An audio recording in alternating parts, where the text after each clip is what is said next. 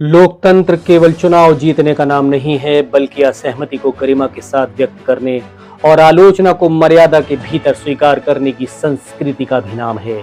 जब राजनीति में भाषा का स्तर गिरता है तो उसका असर केवल नेताओं तक सीमित नहीं रहता, बल्कि समाज, खासकर युवाओं की सोच और व्यवहार पर भी दिखाई देने लगता है। अभिवादन कबूल कीजिए लियाकत अली का द बॉटम लाइन में। हाल ही में जंतर मंतर पर हुए जेनजी के आंदोलन के दौरान कुछ प्रदर्शनकारियों द्वारा प्रधानमंत्री नरेंद्र मोदी के लिए अपमानजनक और अभद्र शब्दों का इस्तेमाल किया गया। इस घटना ने एक बार फिर यह सवाल खड़ा कर दिया कि क्या लोकतंत्र में विरोध का अर्थ किसी संवैधानिक पद पर बैठे व्यक्ति का अपमान करना है, और यदि इसका उत्तर नहीं है तो क्या पिछले वर्षों में सत्ता पक्ष के नेताओं द्वारा इस्तेमाल की गई तीखी और व्यक्तिगत भाषा को भी उसी कसौटी पर परखा जाना चाहिए, या फिर हम केवल अपने राजनीतिक विरोधी की भाषा को गलत और अपनी पसंद के नेता की भाषा को सामान्य मान लेते हैं। भारत का संविधान हर नागरिक को अभिव्यक्ति की स्वतंत्रता देता है, लेकिन उसी संविधान में यह भी स्पष्ट है कि स्वतंत्रता के साथ जिम्मेदारी भी जुड़ी हुई है। किसी भी सरकार, प्रधानमंत्री, मुख्यमंत्री या मंत्री की नीतियों की कठोर आलोचना करना लोकतांत्रिक अधिकार है। उनके फैसलों का विरोध करना भी पूरी तरह वैध है, लेकिन जब विरोध व्यक्तिगत अपमान, अश्लील गालियों या अमर्यादित भाषा में बदल जाता है, तब वो लोकतांत्रिक विमर्श की गुणवत्ता को कम करता है। इसलिए यदि जंतर मंतर पर कुछ युवाओं ने प्रधानमंत्री के लिए अभद्र भाषा का प्रयोग किया तो उसे लोकतांत्रिक अभिव्यक्ति नहीं, बल्कि अनुचित राजनीतिक व्यवहार कहा जा सकता है। असहमति जितनी मजबूत तर्कों से व्यक्त होगी, उसका प्रभाव उतना ही अधिक होगा। गाली किसी विचार को मजबूत नहीं बनाती, लेकिन यही एक दूसरा प्रश्न भी खड़ा होता है, क्या पिछले लगभग 12 वर्षों में भारतीय राजनीति में भाषा का स्तर हमेशा मर्यादित रहा है? यदि हम ईमानदारी से इस प्रश्न का उत्तर खोजें तो पाएंगे कि केवल विपक्ष ही नहीं, बल्कि सत्ता पक्ष के कई नेताओं के बयान भी समय समय पर विवादों का कारण बने हैं।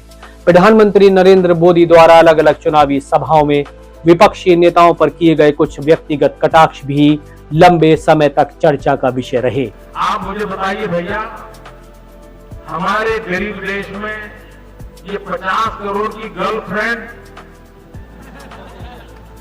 50 करोड़ की गर्लफ्रेंड, ये गरीब देश को ये कहां ले जाएंगे लोग?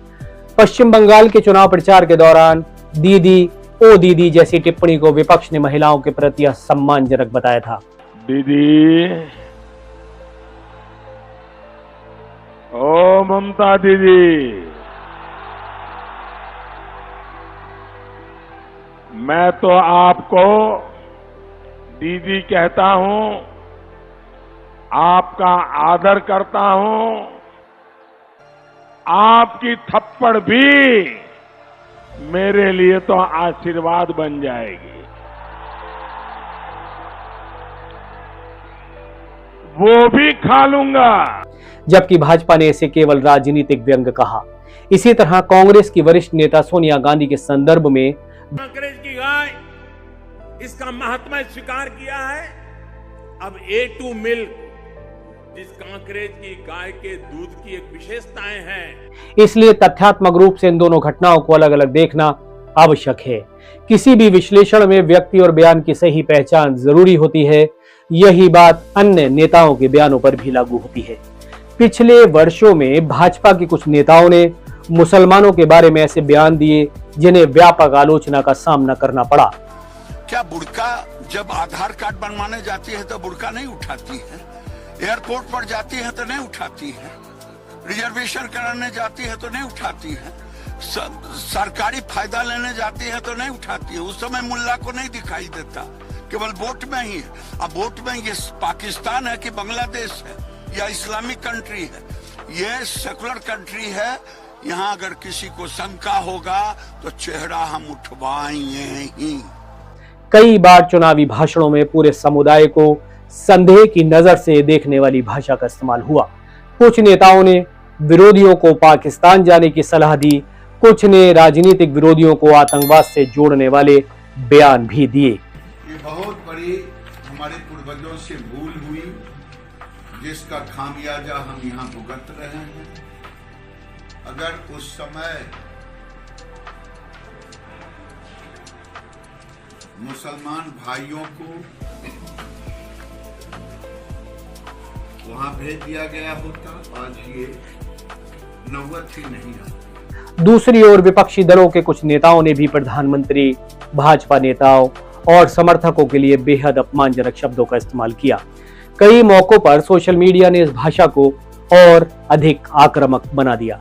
जहां ट्रोल संस्कृति ने संवाद की जगह शब्दों को सामान्य बना दिया, दलितों के संदर्भ में भी समय समय पर विभिन्न दलों के नेताओं के विवादित बयान सामने आने लगे। हालांकि पूरे राजनीतिक दल को किसी एक नेता के बयान से परिभाषित करना उचित नहीं होगा, लेकिन ये भी सच है कि जब ऐसे बयान देने वालों के खिलाफ समय पर और स्पष्ट कार्रवाई नहीं होती, तब समाज में ये संदेश जाता है कि राजनीतिक लाभ के लिए किसी भी तरह की भाषा स्वीकार्य है। यही कारण है कि भाषा का प्रश्न केवल नैतिक नहीं बल्कि राजनीतिक उत्तरदायित्व का भी प्रश्न बन जाता है। अब सबसे महत्वपूर्ण सवाल यह है कि यदि वर्षों तक राजनीति में व्यक्तिगत कटाक्ष, अपमानजनक टिप्पणियां और समाज को बांटने वाली भाषा सामान्य होती रही, तो क्या आज वही संस्कृति नई पीढ़ी के व्यवहार में दिखाई दे रही है? समाजशास्त्र का एक सामान्य सिद्धांत कहता है कि सार्वजनिक जीवन में प्रभावशाली व्यक्तियों का व्यवहार समाज के लिए उदाहरण बन जाता है। जब संसद से लेकर चुनावी मंचों तक व्यक्तिगत हमले सामान्य हो जाते हैं, तब युवा भी यही सीखते हैं कि बहस तर्क से नहीं बल्कि अपमान से जीती जाती है। इसका अर्थ ये नहीं कि किसी युवा द्वारा दी गई गाली सही हो जाती है, बल्कि ये समझना भी जरूरी है कि राजनीतिक संस्कृति का असर समाज पर भी पड़ता है। इसी संदर्भ में कई लोग कहते हैं कि जैसी करनी वैसी भरनी या कर्मा इज बैक, लेकिन इस कहावत का इस्तेमाल भी सावधानी से करना चाहिए। यदि इसका अर्थ ये लगाया जाए कि किसी समय नेताओं द्वारा इस्तेमाल की गई कठोर भाषा का परिणाम आज उन्हें भी अपमान के रूप में मिल रहा है, तो इसे एक सामाजिक चेतावनी के रूप में देखा जा सकता है कि सार्वजनिक भाषा अंततः पूरे समाज का चरित्र गढ़ती है। लेकिन यदि इस कहावत का अर्थ ये निकाला जाए कि इसलिए आज किसी को भी गाली देना उचित है क्योंकि उस व्यक्ति ने भी गाली दी थी, तो ये निष्कर्ष गलत होगा। लोकतंत्र बदले की भावना पर नहीं बल्कि बेहतर मानकों की स्थापना पर चलता है। दरअसल समस्या किसी एक दल, एक नेता या एक आंदोलन की नहीं है। समस्या उस राजनीतिक संस्कृति की है जिसमें समर्थक अपने पसंदीदा नेता की हर भाषा को सही और विरोधी की हर भाषा को गलत मान लेते हैं। यदि प्रधानमंत्री को गाली देना गलत है, तो विपक्ष की महिला नेताओं के लिए व्यक्तिगत टिप्पणियां भी गलत हैं। यदि मुसलमानों या दलितों के लिए अपमानजनक शब्द अनुचित हैं, तो हिंदुओं, स्वर्णों या किसी अन्य समुदाय के लिए इस्तेमाल की गई नफरत भरी भाषा भी उतनी ही गलत है। यदि किसी संवैधानिक पद का सम्मान जरूरी है, तो विपक्ष के निर्वाचित मुख्यमंत्रियों और नेताओं के लिए भी वही सम्मान होना चाहिए। लोकतंत्र में सिद्धांत व्यक्ति देखकर नहीं बदलते। भारत की राजनीति में भाषा का स्तर गिरने की चिंता केवल आज की नहीं है। अलग अलग समय में लगभग सभी प्रमुख दलों के नेताओं पर अमर्यादित बयान देने के आरोप लगे हैं। अंतर केवल इतना है कि जब हमारी पसंद का नेता ऐसा करता है, तो हम उसे चुनावी जुमला, व्यंग्य या भावनात्मक प्रतिक्रिया कहकर टाल देते हैं। लेकिन विरोधी अगर वही करे तो उसे लोकतंत्र पर हमला घोषित कर दिया जाता है। यही दोहरा मापदंड राजनीतिक ध्रुवीकरण को और गहरा करता है। आज आवश्यकता इस बात की है कि राजनीतिक दल अपने नेताओं के लिए स्पष्ट आचार संहिता अपनाएं। चुनाव आयोग, संसद और राजनीतिक पार्टियां ऐसी भाषा को हतोत्साहित करें जो व्यक्तिगत अपमान या किसी समुदाय के प्रति घृणा फैलाती हो। मीडिया को भी केवल विवादित बयान दिखाने के बजाय मुद्दों पर आधारित बहस को बढ़ावा देना चाहिए। सबसे बड़ी जिम्मेदारी नागरिकों की है कि वो सोशल मीडिया पर वायरल होने वाली हर अपमानजनक भाषा का समर्थन करने के बजाय तर्क, तथ्य और संवैधानिक मूल्यों को प्राथमिकता दें। अंततः जंतर मंतर की घटना हो, चुनावी मंचों की बयानबाजी हो या पिछले वर्षों की राजनीतिक भाषा, इन सभी से एक ही सबक निकलता है। लोकतंत्र में असहमति आवश्यक है, लेकिन असम्मान कभी आवश्यक नहीं होता। किसी भी संवैधानिक पद पर बैठे व्यक्ति को गाली देना गलत है। किसी भी महिला नेता पर व्यक्तिगत टिप्पणी करना भी गलत है और किसी भी धर्म या जाति के लोगों को सामूहिक रूप से अपमानित करना भी बहुत ही ज्यादा गलत है।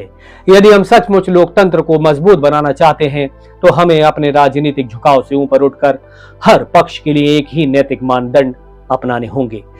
जैसी करनी वैसी भरनी को यदि किसी रूप में स्वीकार करना है तो उसे बदले के औचित्य के रूप में नहीं बल्कि इस चेतावनी के रूप में स्वीकार करना चाहिए कि सार्वजनिक जीवन में बोए गए शब्द एक दिन समाज में व्यवहार बनकर लौटते हैं। इसलिए आज भी समय है कि राजनीति की भाषा बदले, क्योंकि भाषा बदलेगी तो बहस बदलेगी, बहस बदलेगी तो लोकतंत्र भी अधिक परिपक्व और सम्मानजनक बनेगा। और यही है आज की द बॉटम लाइन। आपको आज का ये वीडियो पसंद आया हो तो वीडियो को लाइक और शेयर करें। और हाँ, अगर आपने अब तक द बॉटम लाइन को सब्सक्राइब नहीं किया है तो जरूर कर लें, जिससे हमारी की गई मेहनत को आकार मिल सके और हम उन मुद्दों पर बात कर सकें जिन पर अक्सर मीडिया मौन हो जाता है। जय हिंद।